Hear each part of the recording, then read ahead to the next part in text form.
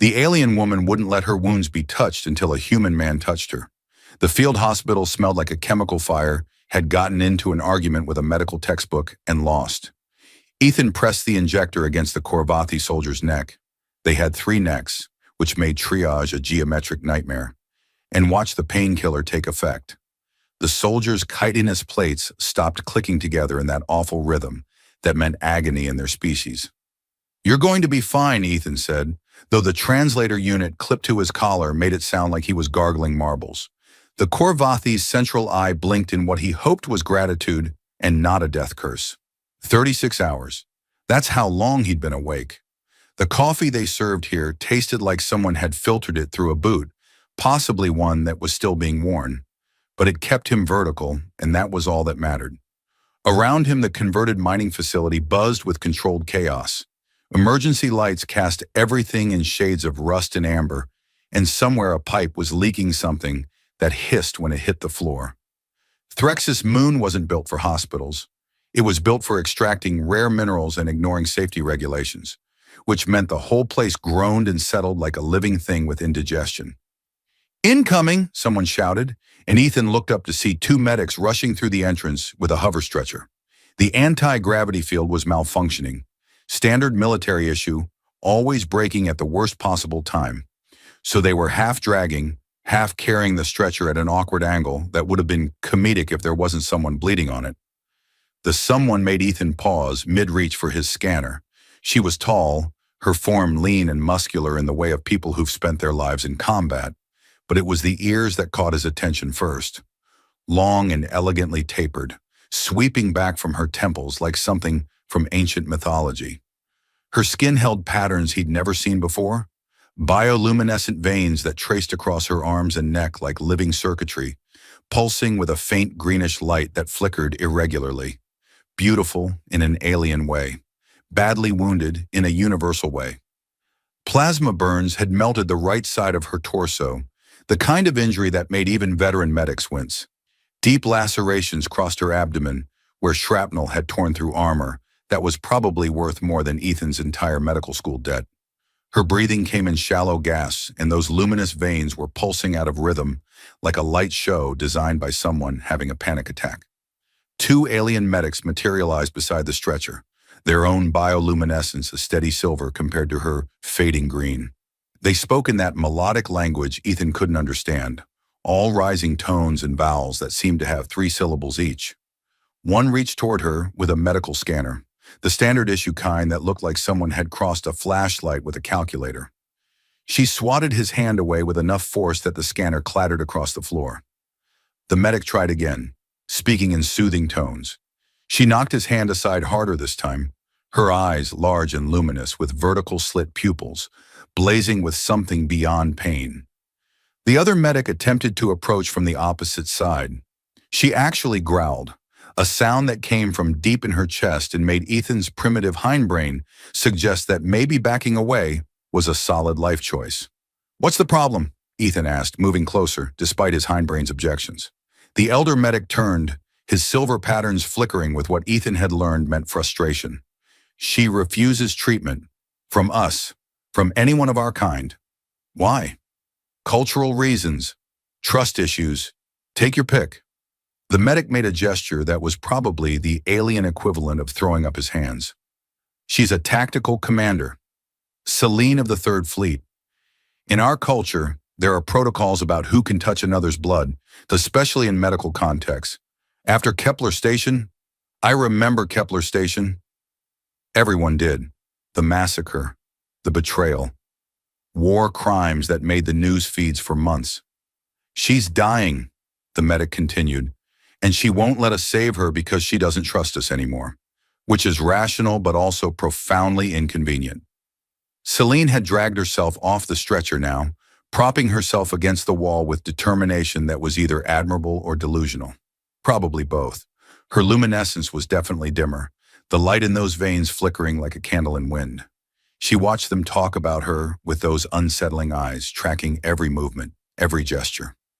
Ethan returned to his other patients because people were still bleeding, and the universe didn't pause for personal drama. He stitched up a human pilot whose leg had met the business end of an explosion. He recalibrated the tissue regenerator for a Drell navigator whose crystalline physiology made the machine smoke and beep angrily. He drank more terrible coffee and wondered if this was what ancient Earth dentists felt like, fixing teeth while everything else fell apart. But he kept glancing back at Celine. She was still there, still upright through sheer stubbornness, still refusing treatment. Her biomonitor, someone had managed to stick one sensor on her before she started swinging, kept chirping warnings that everyone was ignoring, because what could they do? Hours crawled past. The steady rhythm of the hospital continued. Wounded came in. Wounded went out. Some didn't go out at all, and those were covered with thermal sheets and moved to a different section where Ethan didn't have to look at his failures. By hour 8, Celine's eyes were half closed. Her luminescence was barely visible. The biomonitor wasn't chirping anymore. It was screaming, a high-pitched wail that cut through every other sound in the hospital. Ethan set down his instruments. He'd been stitching up someone's arm. He'd honestly lost track of whose arm, which species, which side of the war. But his hands moved on autopilot now, finishing the final suture while his mind was already somewhere else. He walked to the sonic cleaner, held his hands under the pulse that vibrated away blood and tissue and bacteria.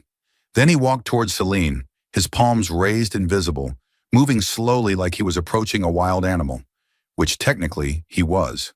"Celine," he said softly, and watched those alien eyes snap to his face with sudden sharp focus. "Let me help you, please." The alien medics stepped back like Ethan had just announced he could juggle antimatter.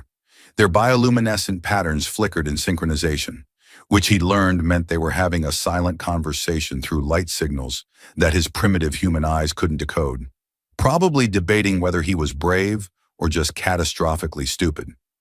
Ethan was leaning toward the latter. He knelt slowly, keeping his movements deliberate, the kind of careful you use when diffusing explosives or explaining to your commanding officer why you'd accidentally requisitioned 300 bedpans instead of 30. Celine watched him with those unsettling vertical slit pupils that contracted and dilated like a camera lens trying to focus. Up close, he could see the intricate detail of her biology. Those long ears weren't just decorative. They twitched and swiveled independently, tracking sounds he couldn't hear. Probably the drip of that leaking pipe 3 sections over, or his heartbeat, which was doing an excellent impression of a drum solo. "I'm just a human," he said, keeping his voice low and even. "I've got no stake in your people's politics. No betrayals to my name. Unless you count that time I told my roommate I'd replace his coffee and bought the cheap stuff, but that was during medical school and we were all broke." Was he babbling? He was definitely babbling. Stress made him chatty, which was a terrible trait for someone who worked in emergency medicine, where silence was usually golden and words were just opportunities to say the wrong thing. Celine's luminescence flickered. Her lips moved, but no sound came out at first, just a breath that rattled in her chest like dice in a cup. Then barely audible, "You make jokes while I'm dying." "It's a coping mechanism," Ethan admitted. "Also, technically, you're not dying right now. You're in critical condition, which is dying's waiting room. There's a difference." One of her ears twitched. If he didn't know better, he'd say she was amused. But he didn't know better. So for all he understood, she could be preparing to bite his face off. Alien body language was a minefield where every step might mean peace or profound offense.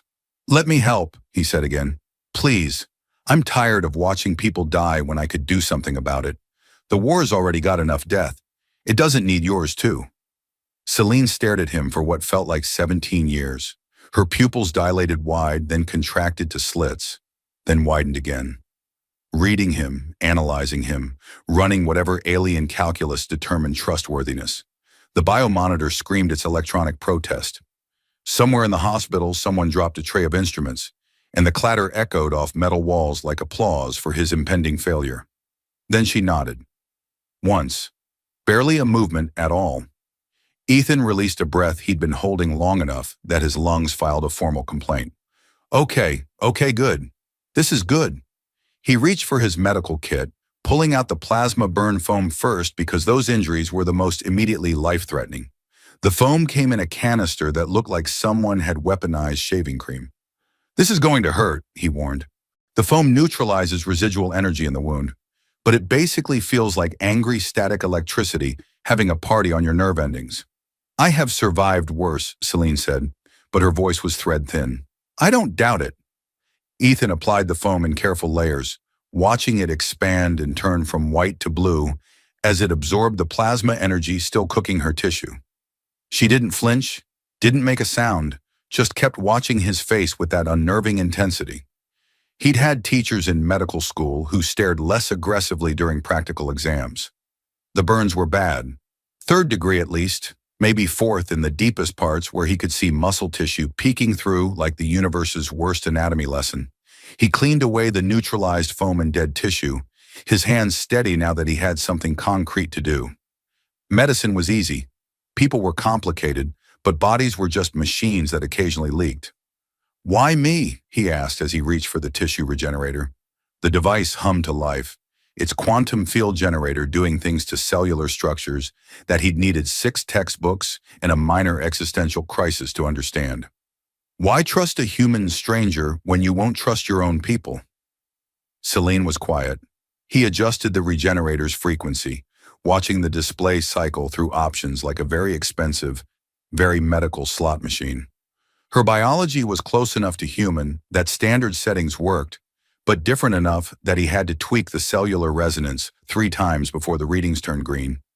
The wound began to knit, slowly, layers of muscle and dermis rebuilding themselves at an accelerated pace that still took agonizing minutes. "Your hands shake," Celine said finally. Ethan glanced down. She was right. They trembled slightly, barely visible, but definitely there. "Yeah, well, I've been awake for," he checked his chrono, "39 hours now. Hands shake when you're running on caffeine and spite." "No." Her voice was stronger now, the regenerator doing its job. "You shake because you're afraid. Afraid you might fail me." He couldn't argue with that. "Those who have betrayed others never fear failure," she continued, her luminous eyes softening in a way that made her look less alien and more just tired. "They expect it. They plan for it. Your fear means you actually care whether I live or die. That's," she paused, searching for a word, "rare." Ethan absorbed that while switching to micro-sutures for the lacerations the regenerator couldn't fully close. His hands moved with practiced precision, needle and thread doing their ancient dance. Modern medicine had energy scalpels and quantum scanners, but sometimes you still needed to sew people back together the old-fashioned way, like a tailor mending the universe's fabric, 1 stitch at a time. "That's possibly the saddest philosophy of trust I've ever heard," he said. "Welcome to war." "I've been at war for 3 years. Still think it's sad." Celine's luminescence brightened slightly, the veins in her skin pulsing with more vigor. Good sign. Her circulation was improving, which meant her body was finally believing it might survive this. "You're an optimist," she said. "I'm a medic. Optimism is in the job description. Right between works well under pressure and doesn't panic when people's organs are outside their bodies." This time he definitely saw her ear twitch in amusement. The synthetic skin went on like shrink wrap for humans, which was exactly what it was, just with more syllables in the technical name. Ethan smoothed it over the closed lacerations, watching the bioadhesive bond with her tissue. The material was transparent at first, then slowly shifted to match her skin tone, though it couldn't replicate the bioluminescent veins. Those glowed through the synthetic layer like lights under frosted glass. "You'll have scars," he said, peeling off his gloves. "The regenerator can only do so much with plasma burns. Sorry."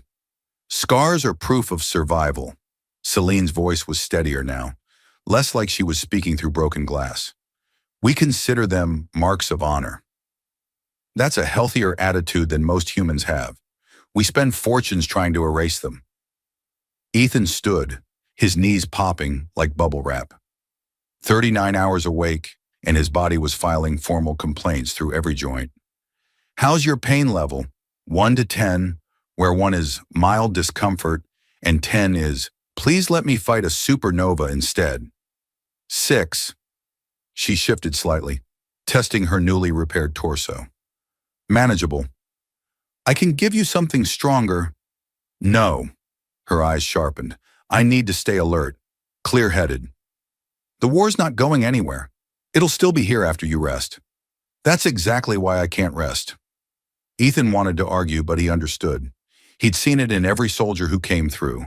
This bone-deep conviction that letting your guard down meant death. Sometimes they were right. Sometimes the war really didn't wait for you to heal. He grabbed a scanner and ran it over her torso, checking for internal bleeding or organ damage the tissue regenerator might have missed. The readings came back clean, or at least as clean as anyone got in a field hospital on a moon that smelled like industrial accidents. "You're stable," he said, which is medical speak for "you'll probably live, barring catastrophic complications or meteor strikes." Reassuring. "I try." He marked her chart on his datapad, which immediately crashed because military technology was held together with prayers and firmware updates from 2 years ago. The screen flickered, died, then rebooted with a cheerful startup tone that was absolutely inappropriate for a hospital. "Your people will want to move you to proper facilities once transport's available. This place is basically a glorified garage with beds." "I've noticed." Celine looked around the converted mining facility with its exposed pipes and flickering lights. "It has a certain apocalyptic charm. We call it rustic. Makes it sound intentional." Ethan's datapad finally loaded, showing a queue of 17 patients waiting for treatment. His shift had ended 4 hours ago, but shifts were theoretical constructs in wartime. "I need to check on other people. Will you actually stay put and rest, or are you going to do something heroically stupid the moment I turn around?" "I'll stay." "You're lying." "Probably." Her ears tilted forward in what he was starting to recognize as amusement. "But I appreciate your concern." Ethan moved back into the hospital's organized chaos, treating a steady stream of wounded that blurred together into a parade of injuries and species. A human soldier with a concussion who kept insisting he could still fight. A Corvathi pilot with 2 broken limbs, the middle set, which was apparently the most embarrassing ones to break. A young technician who'd been in the wrong quarter when something exploded, which was basically the unofficial motto of this war. But he kept glancing back at Celine. She hadn't moved from her spot against the wall, though her luminescence was definitely stronger now, pulsing with steady rhythm instead of that dying star flicker. The alien medics checked on her periodically, keeping their distance but clearly relieved she was stable. One of them caught Ethan during his break, if standing near the coffee dispenser counted as a break. "Thank you," the elder medic said. His translator rendered it with appropriate solemnity, minus the gargling marbles effect. "Celine is important to our fleet. Her tactical decisions have saved thousands of lives. Losing her would have been," he paused, "significant. Just doing my job." Ethan filled his cup with liquid that might technically qualify as coffee if you were very drunk and not particular about definitions. "No, you did more than your job. You took a risk." The medic's silver patterns flickered in that way that meant something Ethan couldn't decode. She wouldn't have accepted help from her own kind. Too much betrayal, too much history. But you're human, an outsider. That made you safe. Safe seems like a strong word. I'm pretty sure she could have killed me without breaking a sweat. "Oh, definitely.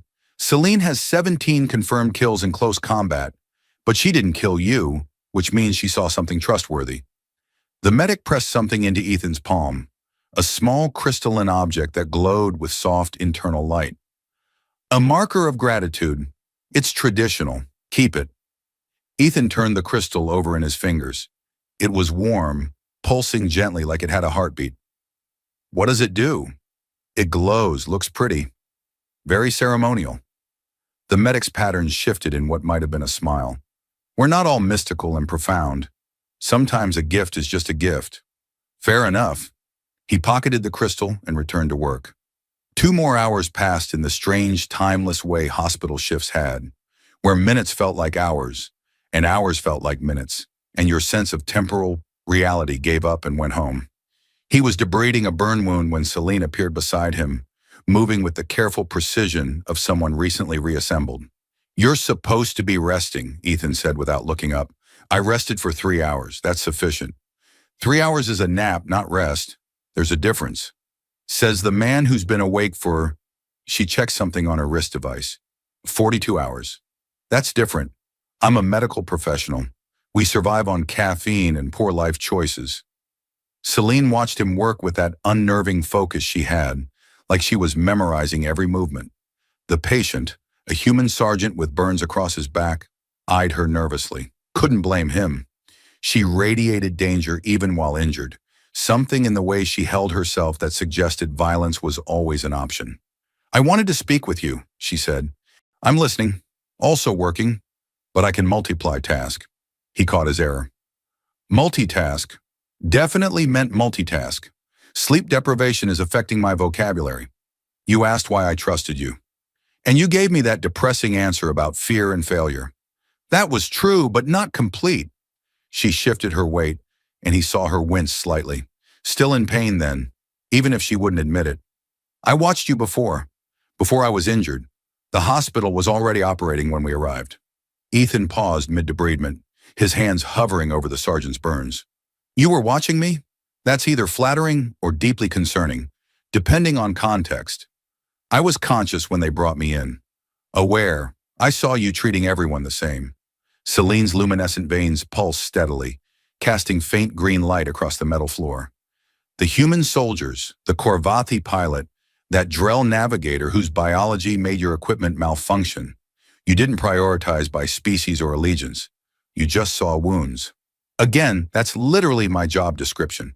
Right between suture proficiency and acceptable bedside manner. Most people don't do their jobs that way. Her long ears tilted back slightly, a gesture he was learning meant something like contemplation. Most people see enemies first, patients second, if at all. The sergeant on the table cleared his throat. "Should I be worried about the glowing alien standing over me, Doc?" "Only if you're rude to medical staff," Ethan said, applying fresh synthetic skin. "She's a tactical commander. Could probably kill you 17 different ways. But she's also recovering from plasma burns. So you've got at least a 30-second head start." "That's comforting." "I'm very comforting. It's been mentioned in my performance reviews. Usually with words like unconventional and please stop." Celine's ears twitched forward. Definitely amusement. He was getting better at reading her, which was either progress or a sign he'd been in this hospital too long and was imprinting on alien body language like a confused duckling. He finished with the sergeant, who departed with fresh bandages and a story about the scary alien that would probably grow more dramatic with each retelling. War stories always did.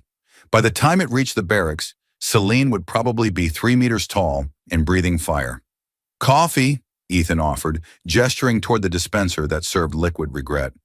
"I've heard human coffee is notoriously terrible." "You heard correctly. It's a rite of passage. Builds character. Also possibly dissolves stomach lining, but the jury's still out on that." They walked to the break area, which was generous terminology for a corner with chairs that had seen better decades. Ethan poured 2 cups of coffee from the dispenser, which made sounds like a small animal dying. The liquid that emerged was dark enough to be used as industrial solvent. Celine accepted the cup with both hands, holding it carefully like it might explode. Knowing military equipment, it might. She took a cautious sip, and her pupils contracted to pinpoints. "This is weaponizable. We've considered it. Geneva Convention says no." Ethan dropped into a chair that squeaked in protest. Every part of his body ached in new and creative ways. "You didn't have to come find me. You should be resting in a proper med bay. The transport won't arrive for another 6 hours. I thought I'd spend them productively." Productively means sleeping. Productively means understanding. She sat across from him, moving with that careful precision that suggested her wounds were still tender despite the treatment. "You saved my life. I want to know why." "Because you were dying and I'm a doctor? That's pretty much the whole equation." "It's not." Her luminous eyes fixed on him with that predatory focus. "You were exhausted. You had other patients. You could have let my people handle me, even if I refused. You could have prioritized human soldiers over an enemy combatant. You're not my enemy. You're someone who got shot." Ethan drank his terrible coffee because he'd made terrible choices and might as well commit. "Also, technically, we're allies now. The Korvathi Pact and all that. Though I'll admit the politics are complicated and I mostly ignore them in favor of treating whoever bleeds in my direction." Practical philosophy. It's gotten me this far. He stretched, joints popping like a percussion instrument. Can I ask you something? You said you watched me before. How long were you conscious? 40 minutes, maybe longer. Time was unclear. Her bioluminescence flickered, dimming slightly. The pain was significant, but I stayed aware because awareness means survival. 40 minutes of watching the hospital while slowly dying. That's horrifying. That's war. Still horrifying. Ethan set down his cup, which immediately left a ring on the table that would probably be there until the heat death of the universe. What made you decide I was trustworthy? Besides the whole treating everyone equally thing, which again, bare minimum of human decency. Celine was quiet for a moment, her long ears swiveling independently like satellite dishes tracking signals. Outside, something exploded in the distance. Artillery fire, or maybe just the moon's mining equipment having another catastrophic malfunction. Hard to tell the difference anymore. You made a mistake, she said finally. I make several mistakes daily. You'll need to be more specific. With the Korvathi pilot, the one with 3 necks. Her luminescence brightened slightly, that light show communication her species used. You injected painkiller into the wrong neck first, the outer left instead of the center. I saw you realize the error, correct it, and then check your medical reference on your datapad to confirm the proper location. Ethan winced. He remembered that. 3 necks were confusing, and he'd been running on fumes and bad coffee. Not my finest moment. It was your finest moment. Celine leaned forward, her eyes intense. You made a mistake and immediately fixed it. You didn't pretend it hadn't happened. You didn't blame the pilot for having confusing anatomy.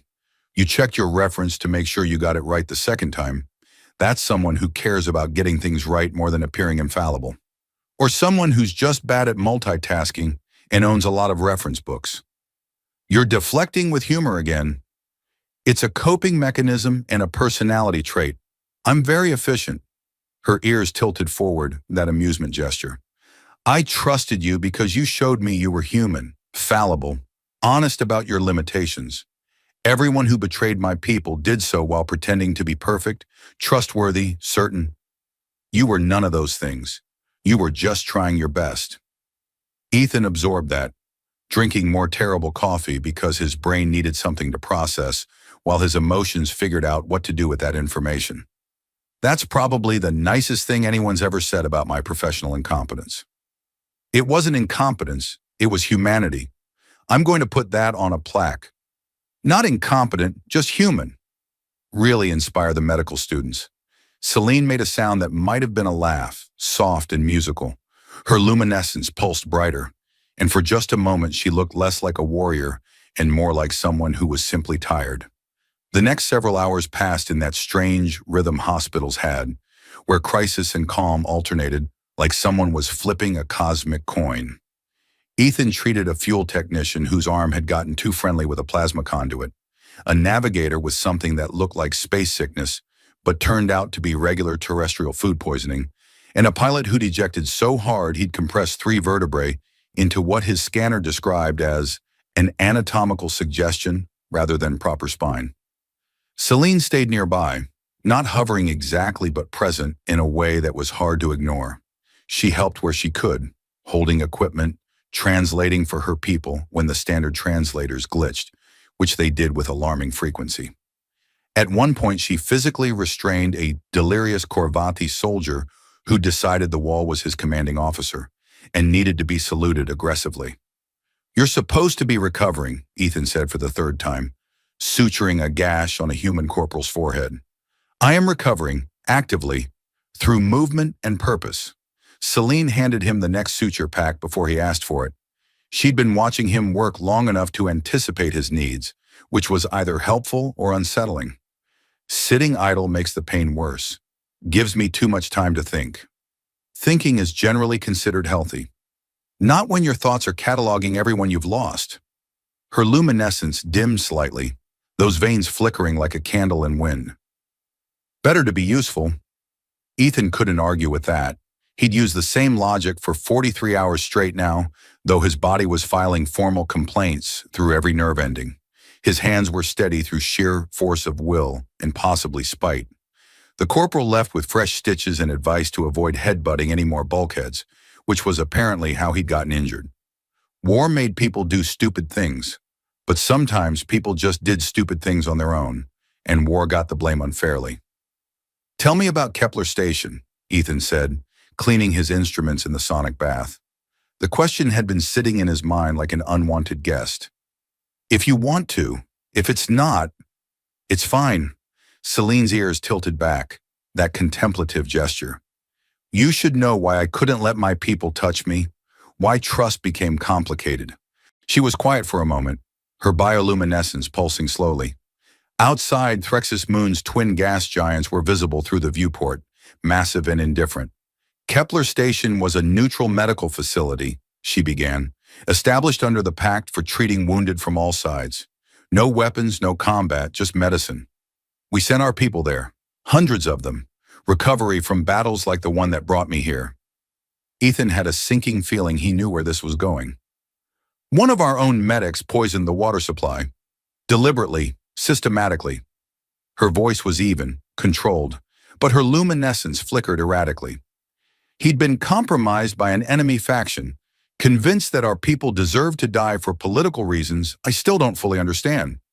347 patients died in their beds. Another 100 were permanently damaged. That's..." Ethan couldn't find words adequate to the horror. "That's war. That's betrayal. That's what happens when you trust the wrong person."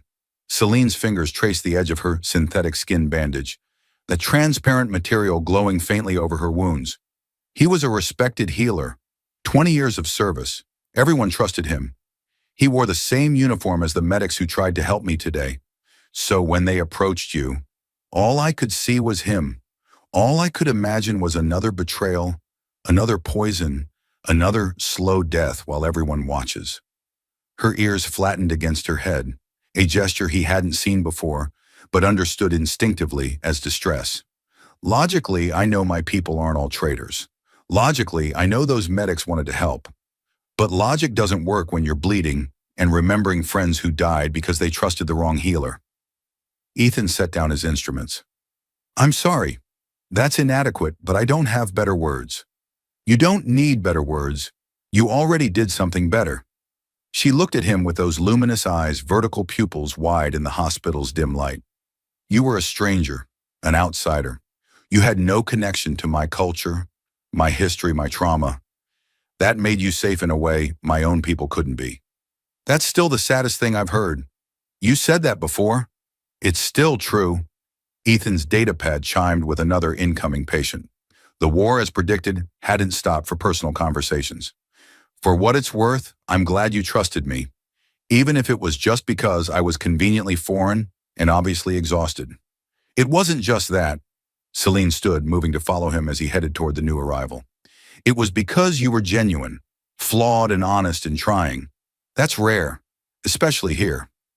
The new patient turned out to be a false alarm, someone with a sprained ankle who'd convinced themselves it was catastrophic.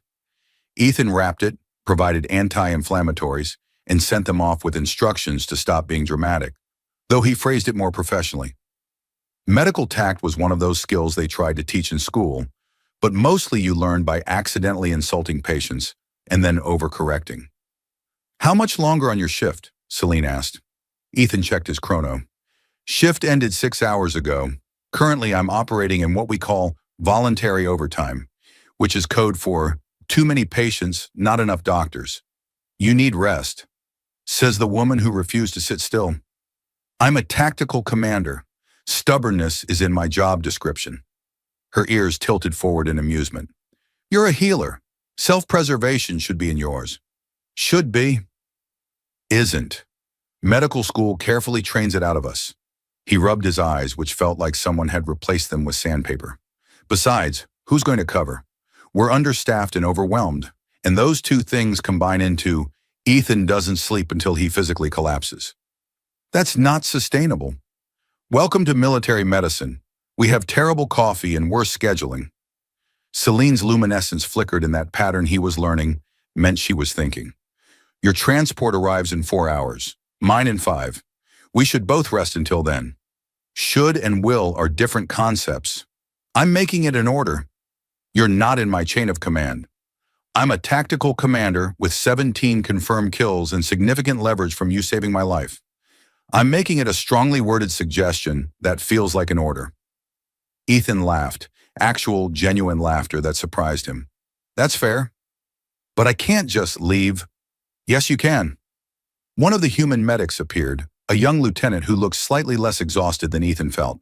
We've got incoming reinforcements, 3 new doctors arriving in 20 minutes. You're officially relieved, and if you argue, I'm authorized to sedate you. That's aggressive medical care. That's you being awake for 44 hours. Go sleep before you kill someone through incompetence. Ethan found himself in the sleep quarters, which was generous terminology for a converted storage room, with cots that had the structural integrity of aggressive suggestions. He collapsed onto one, and his body immediately began the process of shutting down non-essential systems, which apparently included his ability to form coherent thoughts. Celine took the cot beside his, moving with that careful precision that said her wounds were still tender. The synthetic skin would hold, but healing took time regardless of species. Her bioluminescence had dimmed to a soft glow, barely visible in the quarter's low light. This is weird, Ethan said into the darkness. Sleeping? Sleeping next to someone I treated a few hours ago? Feels like there should be professional boundaries or paperwork or something. There probably is paperwork. You're just too tired to care. Her voice was soft, that musical quality more pronounced when she wasn't forcing herself to sound commanding. Thank you. Again. I know I said it before, but it bears repeating. You're welcome. Again. Though technically you saved yourself by trusting me, I just had the convenient qualification of being human and therefore unconnected to your trauma. You're doing that thing where you deflect compliments. It's a gift, along with chronic sleep deprivation and an unhealthy relationship with terrible coffee. Celine made that sound that might have been a laugh. You're strange. For a human. For anyone, really. I'm taking that as a compliment, even though it's probably an observation about my questionable life choices. Ethan stared at the ceiling, which had water stains that looked like abstract art if you were very generous with your definitions. Can I ask you something? You've been asking me things for hours. Why stop now? What happens after this? After you heal? After the transports come? Do you go back to fighting? The silence stretched long enough that he thought she might have fallen asleep. Then, yes, I'm a tactical commander. The war needs me. My people need me. And if you die in the next battle, what then? Then I die having served my purpose. Her luminescence flickered, dimming further. That's the agreement we make when we take these positions. We fight until we can't anymore. That's bleak. That's reality. She shifted on her cot, and he heard the soft rustle of synthetic skin against fabric. But today I didn't die, because a human medic who makes terrible jokes and drinks worse coffee decided I was worth saving, even though I was being difficult and potentially dangerous. You were definitely dangerous. Still are, probably. But that's not really relevant to medical treatment. It should be. Most people would have calculated the risk differently. Most people aren't stupid enough to work in military field hospitals on mining moons that smell like industrial accidents. Ethan's eyes were closing despite his attempts to keep them open. 45 hours of consciousness were demanding their due. I'm glad you trusted me, even if it was just random, chance, and convenient timing. It wasn't random. Her voice was fading, sleep pulling at both of them. You showed me something I'd forgotten existed. Genuine care without agenda. Help without calculation. That's worth more than you know. Ethan wanted to respond, to make another joke or deflect the compliment. But sleep was dragging him under like a riptide. His last conscious thought was that her bioluminescence was actually kind of pretty, pulsing gently in the darkness like a nightlight made of trust and exhaustion. He woke to alarms and shouting, which was how most things went in military hospitals. Someone was yelling about incoming transports and priority boarding. His chrono said he'd slept for 3 hours, which felt simultaneously like too much and not nearly enough. His body had filed approximately 17,000 complaints during his rest and was now presenting them all at once. Celine was already awake, standing by the viewport and looking out at Threxus Moon's purple sky.